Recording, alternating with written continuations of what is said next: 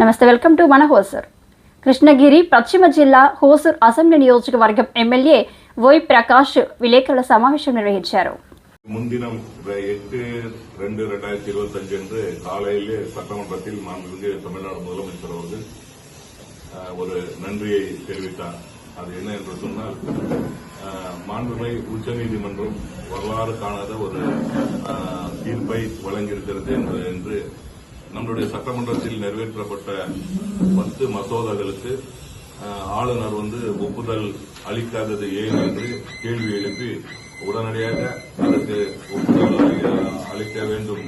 ஆளுநருக்கு மாநில அரசுகள் என்ன நிறைவேற்றி அனுப்பியதோ அது காலக்கெடுக்குள் அனுப்ப வேண்டும் என்று ஒரு மாண்புமிகு உச்சநீதிமன்றம் ஒரு சிறப்பான ஒரு வரலாறு காணாத ஒரு தீர்ப்பை வழங்கியிருக்கிறது.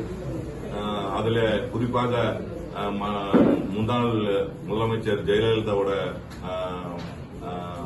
பல்கலைக்கழகம் தமிழ்நாடு மீன்வள பல்கலைக்கழகம் கூட ஒரு மசோதா ஏற்கனவே அவங்க போட்டிருந்தாங்க. அது திருப்பி அனுப்பப்பட்டிருந்தது. அது திரும்பி நம்மளுடைய ஆட்சி வந்த பின்னாடி அது திரும்பி சட்டத்தை நிறைவேற்றி திரும்பி அனுப்பணும். அது கூட சேர்த்து ஒப்பந்தம் இப்ப கொடுக்க சொல்லி வந்திருக்கு. ஆனா இருந்தாலும் எல்லா கட்சியும் சட்டமன்றத்தில் நன்றி சொல்லி பேசினாங்க. ஆனா பாஜகவும் அதிமுக தான் நன்றியை சொல்ல மறுத்துட்டாங்க. இப்படிப்பட்ட ஒரு எதிர்கட்சி கூட தமிழ்நாட்டில் இருக்கிறது என்பது உங்களுக்கு எல்லாம் தெரிய வேண்டும் என்பதற்காக தான் சொல்றேன். ஒரு நன்றி கூட அவங்களுக்கு இல்லை. ஏன்னா அவங்களுடைய முன்னாள் முதலமைச்சருடைய பேர்ல ஒரு கல்லூரிக்கு பேர் வைக்கிறது கூட அந்த மசோதா இப்போ அதற்கும் ஒப்புதல் கிடைச்சிருக்கு. அந்த கட்சிக்கு கூட ஒரு நன்றி சொல்லாத ஒரு கட்சி கூட தமிழ்நாட்டில் இருக்கு என்பதுதான் வேதனையாக இருக்கிறது என்பதை இந்த நேரத்தில் நான் தெரிவித்துக் கொள்ள கடமைப்பட்டிருக்கிறேன். அதுபோல சட்டமன்றத்தில் முதலமைச்சர் அவர்கள் ஒரு சிறப்பான ஒரு தீர்மானத்தை நிறைவேற்றி அன்னைக்கு எல்லோரும் நன்றி சொன்னார்கள். கண்டிப்பாக மத்திய அரசு என்னென்ன நினைக்கிறதோ, என்னென்ன நம்ம மீது ஏவ வேண்டும் என்று நினைக்கிறதோ அதுக்கெல்லாம் முற்றுப்புள்ளி வைக்கும் விதமாக மாண்புமிகு உச்சநீதிமன்றம் ஒரு வரலாறு சிறப்புமிக்க ஒரு தீர்ப்பு அளித்திருப்பது மகிழ்ச்சியகரமான ஒரு செய்தி. ஏற்கனவே நம்முடைய மாண்புமிகு முன்னாள் முதலமைச்சர் கலைஞர் அவர்கள் ஒரு எல்லா மாநிலங்களுக்கும் நம்மளுடைய குடியரசு தினத்தன்று கொடியேற்றக்கூடிய ஒரு வாய்ப்பினை பெற்று தந்திருந்தார். அதே போல இந்தியாவில் இருக்கிற எல்லா மாநிலத்திற்கும் இந்த சட்டம் பொருத்தும் என்ற வகையில் இந்த தீர்ப்பு வந்திருக்கிறது. உண்மையை வரவேற்கக்கூடிய ஒரு தீர்ப்பாக இருக்கிறது என்பதை இந்த நேரத்தில் மகிழ்ச்சியோட நான் சுட்டிக்காட்ட கடமைப்பட்டேன். இது இந்தியாவுக்கே முன் உதாரணம், இந்தியாவுக்கே முன் மாதிரியான ஒரு தீர்ப்பு மாண்புமிகு உச்சநீதிமன்றம் தீர்க்கக்கூடிய ஒரு தீர்ப்பு. இப்ப ஆட்டுக்கு தாடி எதுக்கு அப்படின்னு சொல்லி அண்ணாதுரை முன்னால பேசியிருக்காங்க. அந்த மாதிரி ஆளுநர்கள் கூட தேவையில்லை, இந்தியா ஃபுல்லா எல்லா மாநிலங்களுக்கும் ஆளுநர்களே தேவையில்லை, அந்த மாதிரி கோஷங்கள் கூட வரக்கூடிய சூழல் வருமா?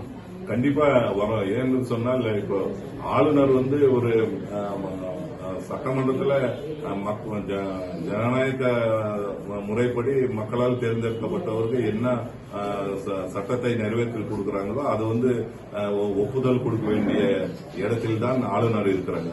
அதே எங்கெங்கெல்லாம் மத்தியில ஆளுகின்ற ஆட்சியாளர்களுக்கு உறுதுணையாக இருக்கக்கூடிய ஆளுநர்கள் எதிர்கட்சியாக இருக்கக்கூடிய மாநிலங்களில் இப்படிப்பட்ட பிரச்சனைகள் எல்லாம் பண்றாங்க. அதனால ஆளுநர் தேவையில்லை. அதனால நேரடியாக எல்லா இதுவும் மாநிலத்துக்கே வழங்கினா நல்லா இருக்கும்ன்றதுதான் எங்களுடைய கோரிக்கை கூட. எதிர்ப்பு கூட அவர் இன்னும் பதவியிலாம இருக்கிறார். அதை பத்தி நீங்க என்ன நினைக்கிறீங்க? அவங்களுடைய ஆட்சி தான் மத்திய ஒன்றியத்தில் நடந்து கொண்டிருக்கிறது. அதனால ஆதரவாக இருக்கக்கூடிய காரணத்தால எங்கி சார் அவங்க ரவியை வாபஸ் பெறாங்க. அவங்க என்ன தவறு செஞ்சாலும் தவறு செய்யறவங்க தான் முக்கியமா பிஜேபியில இருக்கிறாங்க என்பதை உங்களுக்கு எல்லாம் நன்றாக தெரியும். சார், இனிவரும் காலங்களில் வர தமிழ்நாடு அரசு ஏற்ற எல்லா சட்டத்திற்கும் அவர் ஒப்புதல் கொடுப்பாருன்னு நீங்க எதிர்பார்க்கறீங்க சார்? கொடுக்கலன்னா மறுபடியும் கண்டெக்ட் ஆஃப் கோர்ட் போறோம். அதனால அந்த பயம் இருக்குல்ல அவருக்கு. இப்ப அவர் எதுவும் வாயை திறக்கலையே. காலம் தாழ்த்தக்கூடாதுன்னு சொல்லியிருக்காங்க. காலம் தாழ்த்தக்கூடாது. அதுக்கு ஒரு இதே போட்டிருக்காங்க. ஒரு சட்டமன்றத்தில் நிறைவேற்ற ஆளுநர் காணணும். ஆளுநர் இவ்வளவு நாள் வச்சுக்கணும்.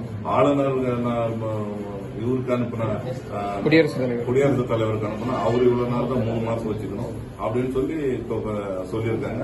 திருத்தம் இருந்தா ஆளுநர் திருத்தம் சொல்லி கொடுக்கலாம். திருப்பி நாங்க 2வது முறை தீர்மானம் நிறைவேற்றி அனுப்புனா 100% கொடுத்தே ஆகணும்ன்ற ஒரு விதி இருக்குன்னு சொல்றாங்க. அதனால ஆளுநர் நிலுவையில் வைத்துக் கொள்வதற்கு எந்த அதிகாரமும் இல்லை.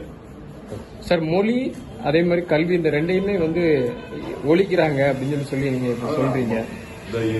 அவங்களுடைய இதே அப்படிதான்.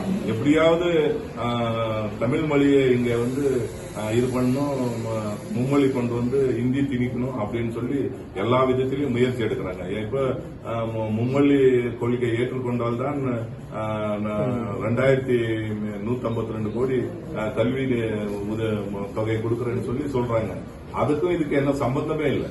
இருந்தாலும் ஏன் அதை யாருக்கு என்ன மொழி வேணுமோ அவங்க ஏற்றுக்கொள்றாங்க. இப்ப நாங்க ஒசூர்ல இருக்கிறோம், எல்லா மொழியும் பேச போறோம். தெலுங்கு பேசுறோம், தமிழ் பேசுறோம், கன்னடா பேசுறோம், உருது பேசுறோம், எல்லா மொழியும் மலையாளம் பேசுறோம், எல்லா மொழியும் பேசுறோம். தேவை இருக்கிற மொழி அவங்க கத்துக்க போறாங்க. அதுக்கண்ணு நீ நுழைச்சாதான் நான் பணம் கொடுக்கறேன்றதுக்கு அது சரியில்லாதன்னு நாங்க எதிர்க்கிறோம். இதை வச்சு அவன் அரசியல் பார்க்கறதுக்கு பாக்குறாங்க.